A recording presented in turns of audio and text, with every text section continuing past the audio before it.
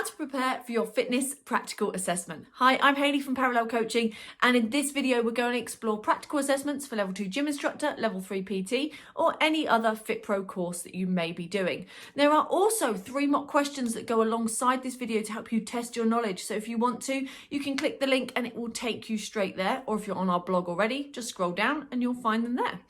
Now, this is the thing with practical assessments. Lots of people get nervous and worried about their practical assessment, mostly because they don't understand what they have to do for it. They don't know how to prepare for it. So let's get that one totally out the way today. We're going to make sure that you feel prepared and that you feel like you know what you need to do ready for assessment. Now, one thing you do need to know is that every assessment is different. So there's going to be certain elements of what I talk about today that may or may not apply to the assessment that you're going to do, but the ethos will still be there. There's still an idea about following some criteria and working towards achieving the best standard that you possibly can do. So that's what we're going to look at today. Now, first of all, you need to find out which assessment you're doing. So for example, as a training provider here at Parallel Coaching, we use Active IQ as our rewarding body. Now for the level 2 gym instructor, there's 3 different practical assessments. You've got a consultation, a group training assessment, and also you have a one-to-one induction. And then there's also different assessments at level 3, etc. So inside the group training induction, it will be different criteria to what's part of the one-to-one session. Today, I'm going to use an example from the one-to-one session just to kind of outline this, but you need to know, and if you're not sure what assessment you're going to go into, you need to check this with your training provider and find out what it is you're actually even supposed to be doing. They will also provide you with a criteria checklist. It kind of looks a little bit like one of these, so you'll probably find this in the back of your learner achievement portfolio, or you might find it on a PDF document that your provider have given you. Either way, inside that is the golden ticket to understanding exactly what you're going to be assessed on, because it's basically got a list of all the things that the assessor is going to be looking for. Now, this is so important because this is basically showing you what you need to prepare and what you need to include on your assessment. So if you can find that, there's no surprises. The one I was holding up then was from the level 2 gym instructor with Active IQ, and that's the one-to-one session. So inside that, part of the criteria are highlights at the top. You need to do an introduction. Now, I advise that you plan that introduction as much as you can and rehearse it. The reason why I want you to rehearse it is because the chance where people usually mess up is going to be the first few minutes, and that's because they're nervous, they're worried, and they don't really know what to expect yet.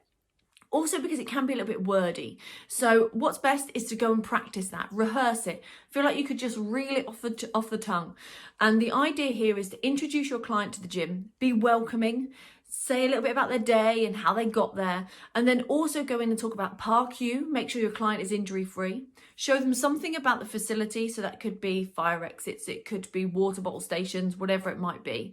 Then you also want to give them a bit of an overview to the session they're going to do ahead. So just plan those first few minutes so you know exactly what you're going to say as you meet and greet the client. And then you need to make sure you have your plan in place so that you've got a real clear plan to follow that follows what you need to include for the criteria. So there's 2 parts to this. The first thing I would say is to make sure that you go away and plan what's needed. So on this level 2 gym criteria, it basically says you need to do a warm-up, a main, and a cool-down. Now that warm-up, main, and cool-down means that you're not necessarily showing you what you need to do inside the warm-up. It's not saying that you need to have done stretches and you need to have done a cardiovascular component. It's just the whole warm-up is counted as one. Then you've got the main section, doesn't say whether it's cardio or resistance, and then it's got the cool-down. Now, you might need to also speak to your assessor on the day to make sure you have planned the right stuff for each of those components and that you're going to deliver exactly what they want you to see. For example, you might have planned a 20-minute cardio session and they go, I only need to see 10 minutes of it. Or you might have planned to do 8 resistance exercises and they go, I only need to see 4 actually. So make sure you do check your plan. Now make sure that that plan is written down. Have it really clear and easy to follow. Now this is really important because you want to be able to go, right, I've just done my warm-up pulse raise. Now I'm going to go on to my stretches. This is a list of my stretches. So you know exactly what you're going to go and do and make it easy for you to follow. Everyone's got a different idea of what format works for them. So pick something that's good for you. It could be an A4 bit of paper with it all bullet pointed down. Doesn't matter if it's on a funky program card, but use it so that it's something that you can clearly reference. And then my next tip is to make sure that you are hitting all of the criteria in everything you do. But that's quite a lot of information to digest and think about whilst you're also instructing. So instead, if you practice your instructing skills to make sure it includes these naturally, then all you need to do is relax and enjoy it and do the best you can. Now, we use the IDEA acronym to help you set this up for level 2 gym in particular. I is going to be about introducing the exercise you're going to do and the muscles that are worked. D is about demonstrating from both angles.